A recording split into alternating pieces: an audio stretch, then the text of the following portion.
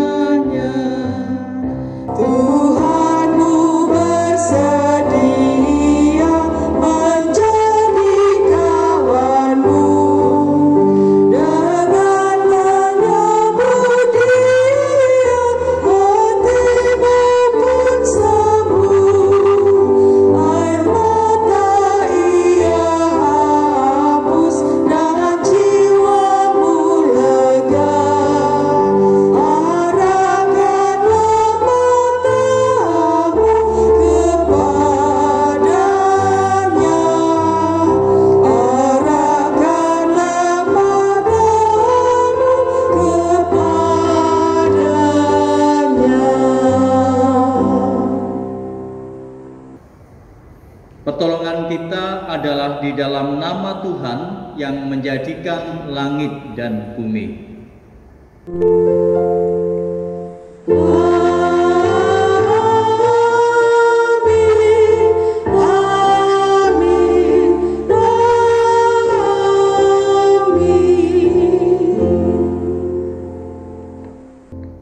Salam kasih karunia dan damai sejahtera dari Allah Bapa kita dan dari Tuhan Yesus Kristus menyertai saudara sekalian.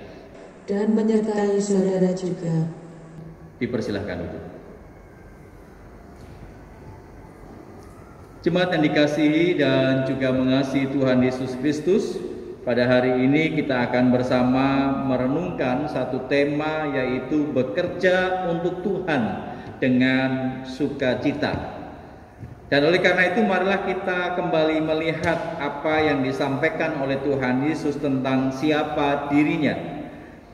Maka Yesus berkata pula kepada orang banyak, katanya, "Akulah terang dunia. Barang siapa mengikut aku, ia tidak akan berjalan dalam kegelapan, melainkan ia akan mempunyai terang hidup." Yohanes 8 ayat 12 menjadi firman yang membuka akan peribadahan kita.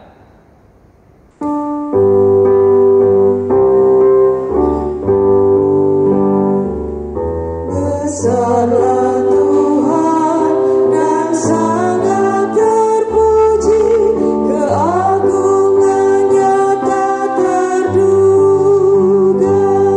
Aku hendak mengagungkanmu, ya Allahku, ya Raja, dan akan memuji namamu.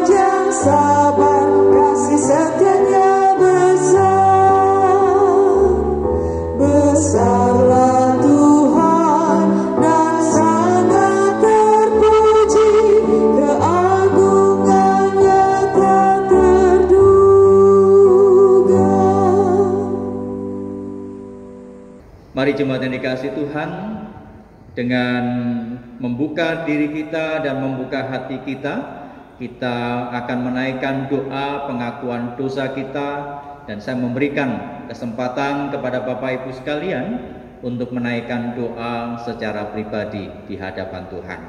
Mari kita berdoa.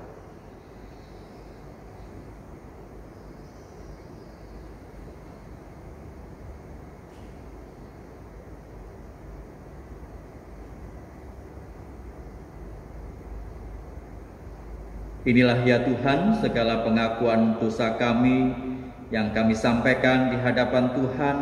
Kami memohon belas kasih Tuhan, kami memohon pengampunan yang berasal dari Tuhan.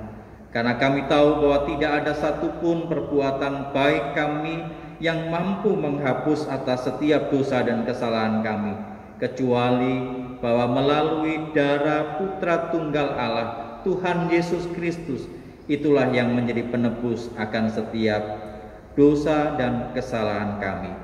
Ampunilah kami, di dalam Tuhan Yesus kami berdoa. Amin.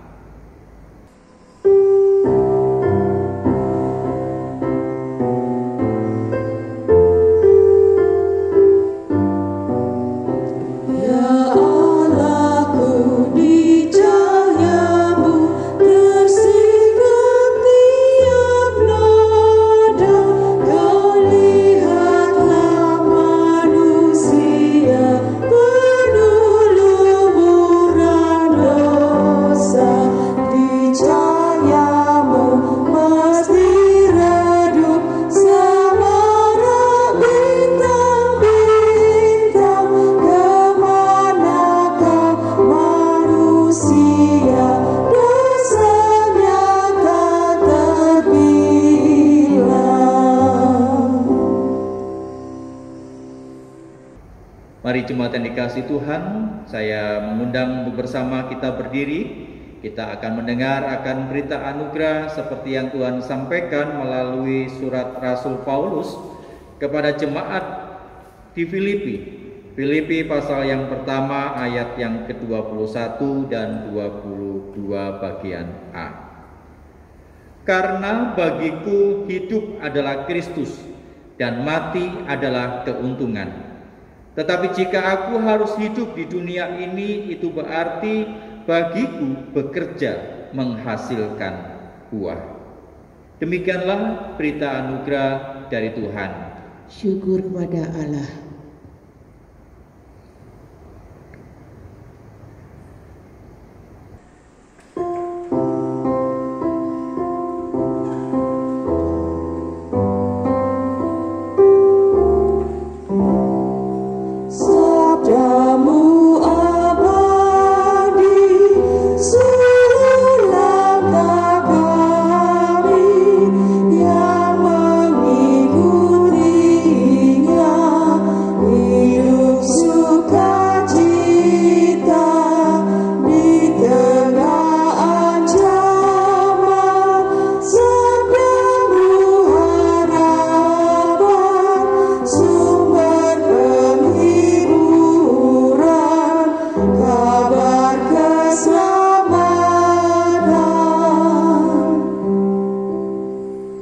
Mari bersama kita akan menaikkan doa untuk bersama kita mempersiapkan diri sebelum masuk di dalam pelayanan firman. Mari kita berdoa. Bapa di dalam surga, sabdamu adalah terang dan suluh bagi setiap langkah kami. Dan oleh karena itu ya Tuhan, biarlah firman-Mu yang sebentar akan kami baca dan kami renungkan ini sungguh menerangi setiap perjalanan kehidupan kami. Maka ya Tuhan, bersabdalah dan kuasailah diri kami dengan kuasa Roh Kudus-Mu, sehingga firman itu sungguh hidup dan tertanam di dalam kehidupan kami. Di dalam Tuhan Yesus Kristus, Sang Firman yang hidup, kami berdoa. Amin. Jemaat yang dikasihi Tuhan, pembacaan Injil Tuhan Yesus Kristus menurut Matius. Matius pasal yang ke-20 ayat yang pertama sampai dengan yang ke-16. Adapun hal kerajaan surga sama seperti seorang tuan rumah yang pagi-pagi benar keluar mencari pekerja-pekerja untuk kebun anggurnya. Setelah ia sepakat dengan pekerja-pekerja itu mengenai upah sedinar sehari, ia menyuruh mereka ke kebun anggurnya. Kira-kira pukul 9 pagi ia keluar pula dan dilihatnya ada lagi orang-orang lain menganggur di pasar. Katanya kepada mereka, "Pergi jugalah kamu ke kebun anggurku dan apa yang pantas akan kuberikan kepadamu." Dan mereka pun pergi. Kira-kira pukul 12 dan pukul 3 petang ia keluar pula dan melakukan sama seperti tadi. Kira-kira pukul 5 petang ia keluar lagi dan mendapati orang-orang lain pula, lalu katanya kepada mereka, "Mengapa kamu menganggur saja di sini sepanjang hari?" Kata mereka kepadanya, "Karena tidak ada orang mengupah kami." Katanya kepada mereka, "Pergi jugalah kamu ke kebun anggurku." Ketika hari malam, tuan itu berkata kepada mandornya, "Panggillah pekerja-pekerja itu dan bayarkan upah mereka, mulai dengan mereka yang masuk terakhir hingga mereka yang masuk terdahulu." Maka datanglah mereka yang mulai bekerja kira-kira pukul 5 dan mereka menerima masing-masing 1 dinar. Kemudian datanglah mereka yang masuk terdahulu, sangkanya akan mendapat lebih banyak, tetapi mereka pun menerima masing-masing 1 dinar juga. Ketika mereka menerimanya, mereka bersungut-sungut kepada tuan itu, katanya, "Mereka yang masuk terakhir ini hanya bekerja 1 jam, dan engkau menyamakan mereka dengan kami yang sehari suntuk bekerja berat dan menanggung panas terik matahari." Tetapi tuan itu menjawab seorang dari mereka, "Saudara, aku tidak berlaku tidak adil terhadap engkau. Bukankah kita telah sepakat sedinar sehari? Ambillah bagianmu dan pergilah. Aku mau memberikan kepada orang yang masuk terakhir ini sama seperti kepadamu. Tidakkah aku bebas mempergunakan milikku menurut kehendak hatiku? Atau iri hatikah engkau karena aku murah hati?" Demikianlah orang yang terakhir akan menjadi yang terdahulu, dan yang terdahulu akan menjadi yang terakhir. Demikianlah Injil Tuhan Yesus Kristus. Yang berbahagia adalah setiap kita yang merenungkan akan firman Tuhan dan memberlakukan firman itu dalam hidup hari lepas sehari. Haleluya. Haleluya, haleluya, haleluya.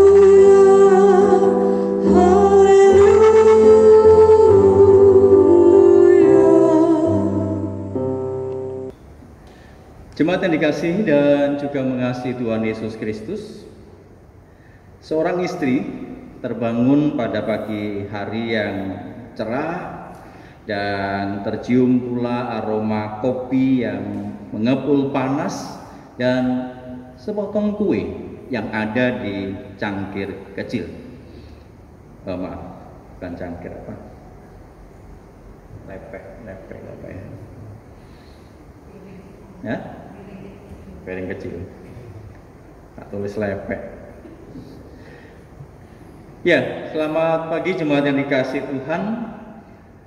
Ada seorang istri yang terbangun pada suatu pagi yang begitu cerah, dan di depannya juga sudah terhidang secangkir kopi yang panas dengan aroma yang begitu tajam, dan ada sepotong kue yang diletakkan di sebuah piring kecil. Beberapa menit kemudian sang suami itu kemudian muncul di balik pintu dan dia mendapati apa yang sudah disiapkan oleh istrinya itu. Sebelum sang suami itu sempat mengucapkan selamat pagi, sang istri ini sudah mulai bicara. Dan dia mengatakan, "Tidak ada yang semanis madu selain roti dengan madu di atasnya di pagi hari ini." Pernahkah sayangku perhatikan ada berapa jenis madu di dunia ini?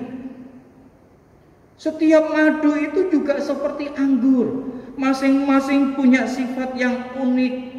Dari generasi ke generasi, madu itu selalu dijunjung tinggi di banyak kebudayaan.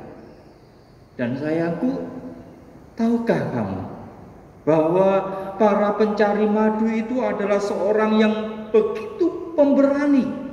Dia mempertaruhkan nyawa mereka, mendaki tebing yang terjal atau bahkan pohon yang tinggi untuk mengumpulkan madu asli yang berasal dari hutan ataupun dari tebing-tebing yang curam. Nah, madu yang semacam ini biasanya dikenal sebagai madu yang khasiatnya luar biasa, mampu menyembuhkan segala jenis penyakit. Belum lagi sayangku, kita ini punya tempat, bahkan tanah yang subur dan makmur, tanah yang berlimpah susu dan madunya. Wah, jelas madu ini menjadi selai makanan yang sangat kusukai. Itu kata sang istri. Nah, suaminya ini terheran-heran, saudara, dan bahkan dia sangat tercengang. Dia berpikir, ada apa semuanya ini? Kenapa pagi-pagi istriku ini sudah memuji-muji madu itu dengan begitu puitisnya? Bahkan dia kemudian melontarkan candaan kepada istrinya. Istriku, kamu itu memuji madu dengan begitu puitisnya. Tapi kapan kamu akan memuji aku seperti pujianmu terhadap madu itu hari ini? Alih-alih sang istri itu merespon apa yang menjadi tanggapan dari sang suaminya, dia lanjutkan ceritanya. Ya, di sisi lain madu memang luar biasa khasiatnya, tetapi madu itu juga tidak menyehatkan. Coba pernahkah kamu bayangkan, suamiku, serangga-serangga yang membawa madu itu kan serangga-serangga kotor yang dikumpulkan di atas tubuh mereka, lalu mereka mengolahnya dalam kondisi yang jauh dari higienis, lalu mereka simpan itu di hutan, entah tidak tahu di mana. Dan lebah pun juga belum pernah gitu ya, mendengar ilmu tentang bagaimana memasak, contohnya Louis Pasteur, sterilisasi dan lain sebagainya. Nah, kalau itu kemudian madu kita konsumsi bagaimana? Kalau terlalu banyak juga tidak baik. Kadar gula kita bisa bertambah. Selain kotor, juga menyebabkan masalah kesehatan. Tahu nggak kalau kita kemudian mengkonsumsi madu itu semakin banyak? Kalau terlalu banyak bagaimana? Kapan kita tahu madu itu sudah kita konsumsi terlalu banyak? Bagaimana toleransinya itu terhadap tubuh kita? Belum lagi masih dibawa oleh binatang yang kotor ini. Tidak geli aku, benci dengan madu itu. Itu kata sang istri. Nah, suaminya ini tambah bengong, saudara. Bengong karena ya cerita yang panjang dari istrinya itu. Tadinya dia hanya berpikir bahwa sang istri itu mendapatkan sebuah kesukacitaan. Dia pagi hari bangun melihat pemandangan dan dia menikmati kopi dan dengan kue dengan selai madu yang di atasnya itu dia bersukacita. Tidak taunya malah kemudian dia terheran-heran dengan komentar sang istri yang membenci dan kontradiktif tentang madu itu. Sang suami cuma berkomentar, tunggu dulu toh sayangku. Bagaimana kamu itu bisa memiliki dua pendapat yang sedemikian bertentangan tentang satu subjek yang sama, yaitu madu? Dengan tersenyum sang istri mengatakan, enggak kok. Aku itu punya pilihan, aku memiliki pilihan. Mana yang ingin aku pegang? Dan itu tergantung apakah kita ini punya madu di dapur atau tidak. Wah, sang suami tambah geleng kepala. tidak menentukan jawaban, malah kemudian kasih cerita kalau madu di lemari persediaan mereka itu sudah tinggal sedikit.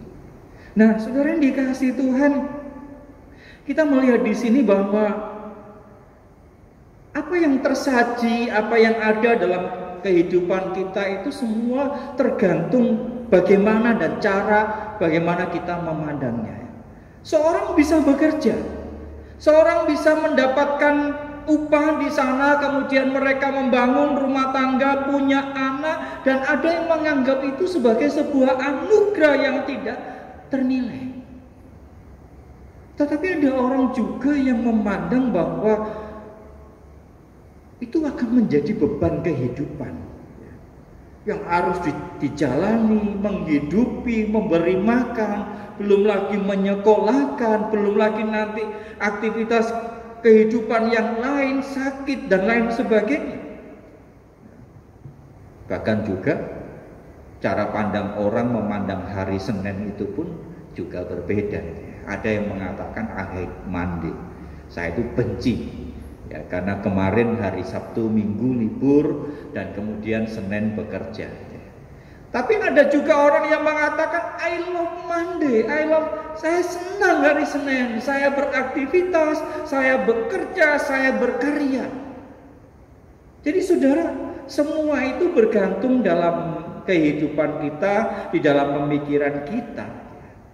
Dan semua itu adalah bagaimana kita menghayati berkat dan anugerah dalam hidup kita. Walaupun juga mungkin ada orang yang merasa tidak cukup memenuhi kebutuhan itu. Ada juga orang yang merasa bahwa mereka gagal untuk terpuaskan dan kemudian mereka marah, mereka melakukan serakah dan lain sebagainya.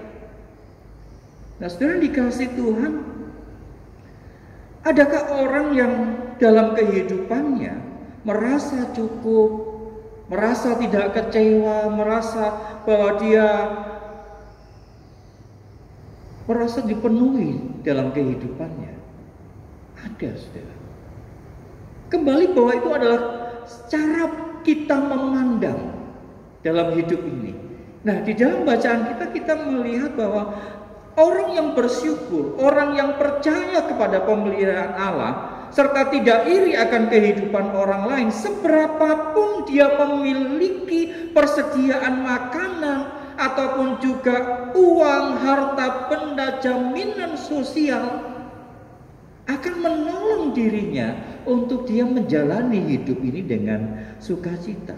Dia akan selalu bersyukur, dia tidak akan pernah merasa kurang, dan dia terus merasa dicukupi. Walaupun di sisi lain juga ada orang yang sudah dipenuhi kehidupannya, pekerjaannya, sudah menghasilkan upah yang luar biasa, fasilitas yang dicukupi, tetapi kenapa korupsi itu terjadi? Jawabannya adalah karena kurang bersyukur. Tuhan dapat memenuhi kok semua kebutuhan kita, tapi tampaknya bahwa orang itu ataupun diri kita tidak mampu atau bahkan tidak mau mengambil rasa syukur itu. Saudara, rasa syukur itu bukan Allah yang menyediakan.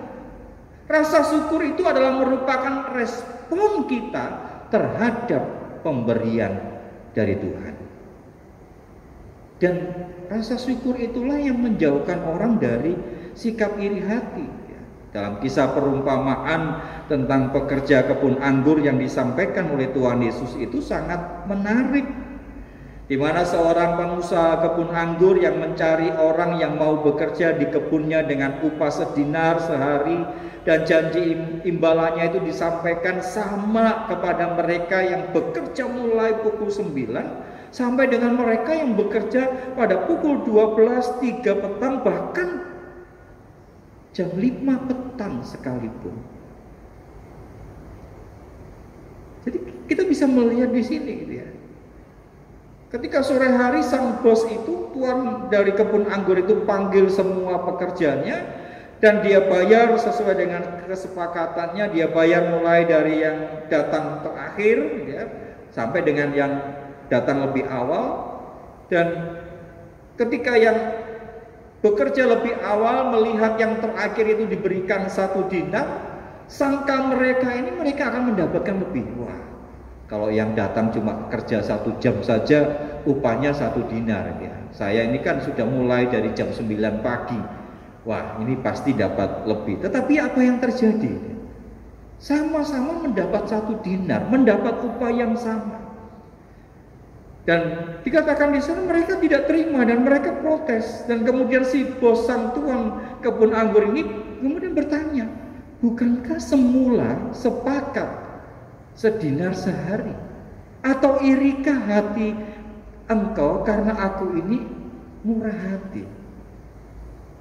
Saudara yang dikasih Tuhan, bukankah perumpamaan ini sering terasa cocok dengan kehidupan kita ya? Ketika kita melihat kesuksesan orang lain, kelimpahan berkat pada diri saudara kita, ada perasaan tidak nyaman, apalagi ketika kita merasa bahwa diri kita ini telah melayani dan berbuat baik. Saudara, selama masih ada iri hati dalam diri kita sulit untuk bersyukur. Iri hati akan membuat kita marah, akan membuat kita gagal mensyukuri bahwa hidup ini adalah semata-mata anugerah. Saudara, di dalam berita anugerah tadi saya sampaikan di dalam Filipi 1 ayat 21, satu pengakuan Rasul Paulus yang dalam segala kondisi hidupnya dia mampu memaknai hidup ini sebagai anugerah. Dia katakan bahwa hakikatnya hidup adalah Kristus dan mati adalah keuntungan. Jadi, mengapa ia bisa mengatakan hal itu, saudara?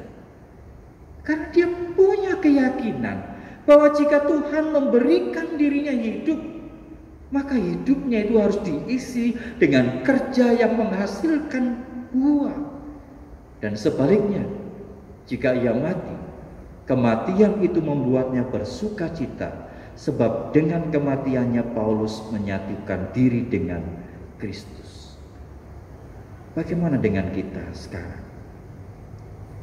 Apakah kita memandang hidup kita ini sebagai anugerah, sehingga kita mengerjakan segala sesuatu dengan sukacita, mengerjakan segala sesuatu dengan semangat, mengerjakan segala sesuatu dengan kesukacitaan? Ataukah kita memandang bahwa hidup kita ini adalah merupakan beban atau bahkan kesialan, sehingga kita marah, sehingga kita pesimis, sehingga kita kemudian merasa malas, enggan untuk mengerjakan? Mana yang menjadi pilihan dalam hidup kita? Bekerja untuk Tuhan dengan sukacita. Itulah pilihan saya. Amin.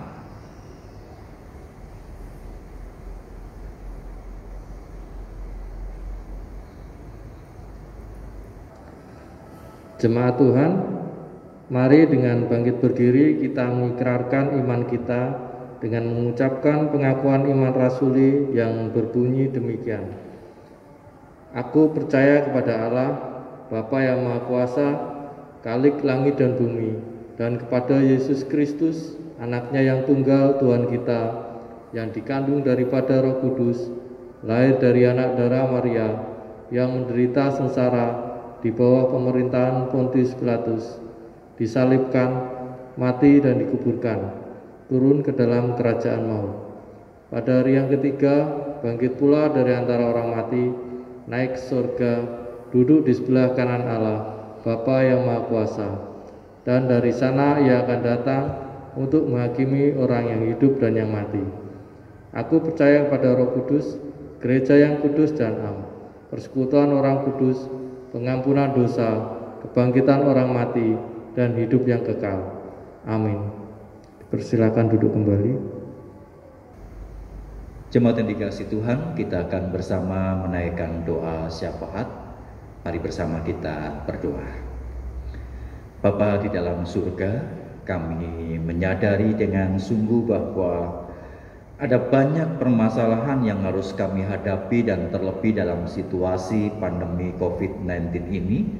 Ya Tuhan, tolonglah kami untuk kami menjalani kehidupan ini dengan kesukacitaan, memandang bahwa hidup adalah anugerah, hidup adalah kesempatan untuk kami berbuat baik, kesempatan untuk kami menghasilkan buah dan mengerjakan apa yang menjadi tugas panggilan kami. Maka di tengah dan situasi yang ada, biarlah kami penuh semangat, penuh kesukacitaan. Tolonglah kami dalam hidup berkeluarga kami, juga dalam hidup pekerjaan kami mohon berkat dan anugerah Tuhan. Begitu pula ya Tuhan, dalam setiap kondisi yang terjadi dalam diri kami yang sakit, yang ada dalam kelemahan tubuh, yang ada di dalam pergumulan keluarga, kami mohon berkat dan hikmat Tuhan.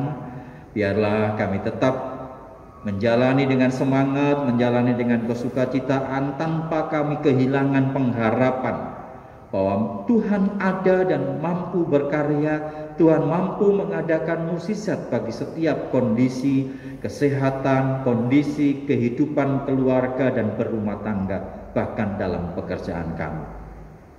Dan kami juga menyerahkan ya Tuhan dalam hidup bergereja kami, dalam situasi yang baru, di mana kami juga harus menjalani adaptasi kebiasaan yang baru. Kami yang semula mampu untuk bertatap muka, bercengkrama, kami boleh memegang satu dengan yang lain, bahkan memeluk satu dengan yang lain dalam setiap perjumpaan kami. Namun oleh karena situasi ini, kami ada dalam keterbatasan. Bahkan peribadahan yang kami lakukan di gereja pun mengalami satu perubahan. Mampukan kami untuk menjalani ini dengan kesukacitaan, tanpa kami kehilangan pengharapan, dan kami percaya bahwa Tuhan mampu menolong setiap kami keluar dari pandemi yang ada ini untuk menjalani hidup dalam kebiasaan yang baru. Tolonglah kami, majelis jemaat, pengurus badan pelayanan jemaat, bahkan juga anggota dan simpatisan, untuk kami boleh saling menjaga semangat dan kerinduan kami untuk kami hidup di dalam kebenaran dan anugerah Tuhan. Berkati bangsa dan negara kami, berkati kota Tuban. Kami sadar bahwa ada banyak perjuangan yang harus dilakukan, tidak hanya oleh pemerintah Kabupaten Tuban di dalam mengatasi penyebaran COVID-19 ini ya Tuhan, tetapi biarlah bersama dengan masyarakat, bersama dengan setiap aparat, bahkan gugus tugas, kami boleh bergandeng tangan supaya kami boleh menghentikan penyebaran COVID ini dengan kami menjaga diri kami dalam kesehatan kami, menjaga jarak, kami juga menggunakan masker, bahkan kami menjaga kebersihan diri kami. Berkati bangsa kami, berkati dunia ini ya Tuhan. Inilah syafaat kami di dalam Tuhan Yesus Kristus yang telah mengajar kami berdoa, yang bersama akan kami nyanyikan.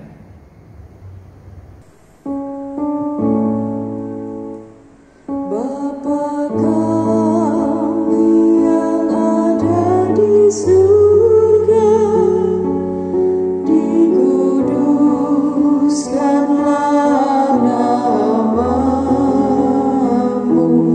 datanglah kerajaanmu, jadi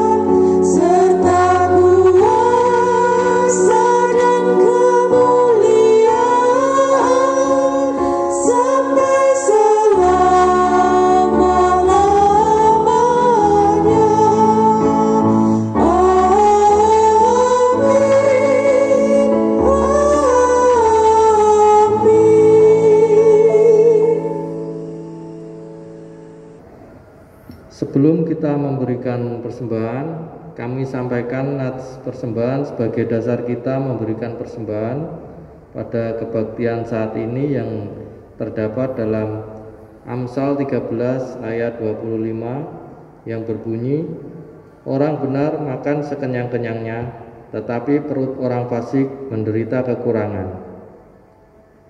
Saudara dapat mengumpulkan persembahan saudara dalam amplop dan kemudian saudara dapat berikan ke gereja atau saudara dapat memberikan melalui transfer ke rekening gereja BCA KCU Tuban dengan nomor rekening 82407366676 atas nama Gereja Kristen Indonesia Tuban.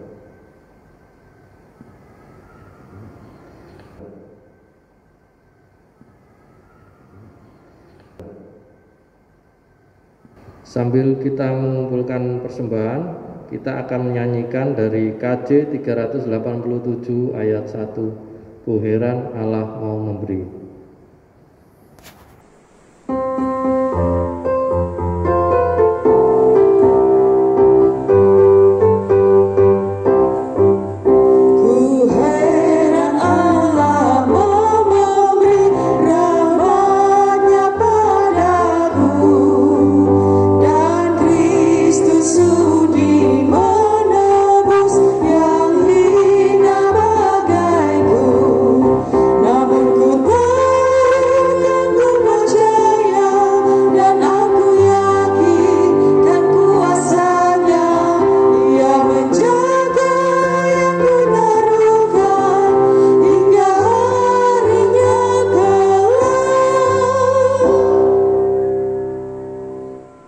Saya undang jemaat untuk bangkit berdiri dan mari kita bawa persembahan kita di dalam doa.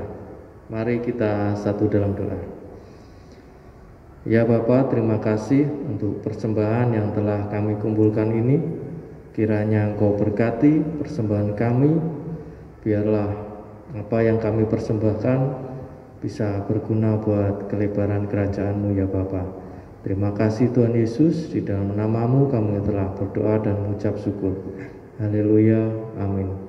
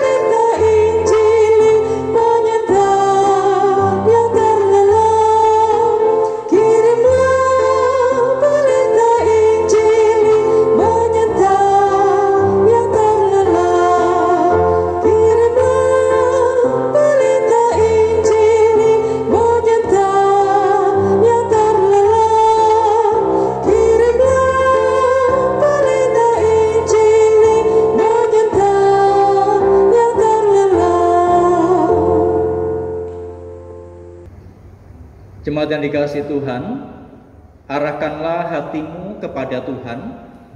Kami mengarahkan hati kami kepada Tuhan. Jadilah saksi Kristus. Syukur kepada Allah. Terpujilah Tuhan. Kini dan selamanya. Terimalah akan berkat-Nya. Tuhan memberkati dan melindungi engkau. Tuhan menyinari engkau dengan wajah-Nya dan memberi engkau kasih karunia.